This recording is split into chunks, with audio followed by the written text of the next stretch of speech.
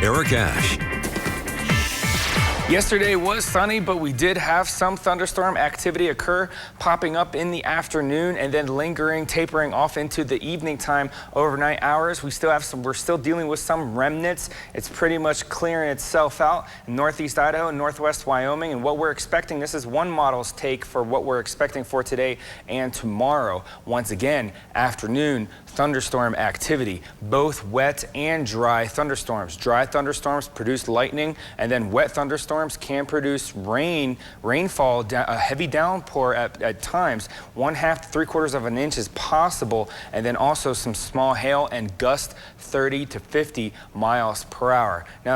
Now, thunderstorm activity is going to be more numerous along the eastern highlands, northeast Idaho, but definitely not good for the Magic Valley area, since the Magic Valley area is under a red flag warning from noon until 9 p.m. Red flag warning meaning wildfire potential. So thunderstorm activity that does occur down here, and lightning can start a wildfire, and then it can spread rapidly due to storm gusts producing winds as high as 50 miles per hour. And for winds outside of storms, what we're expecting is 5 to 10 miles per hour. Not really significant winds are going to be a concern, but in the afternoon, some locations, lower Snake River Plain, Arca Desert, is going to see gusts up to 20 miles per hour. Today's temperatures are running 5 to 10 degrees above average, 95 for Pocatello, Idaho Falls, 94. So we're pretty much going to be in the 90s and the upper 80s for highs today, and then we'll have two locations having high temperatures in the 70s. For the Central Mountains, 90s, and then upper 80s for Mackay and Stanley. And then those two locations in the 70s will be Du Bois at 78 and Yellowstone having a high of 70 degrees. In the nighttime, those storms are going to taper off in the overnight hours. Blackfoot has a low of 57 along with Idaho Falls, and Pocatello has a low of 64. And then for the southeast highlands, temperatures will range in the 50s and 60s also.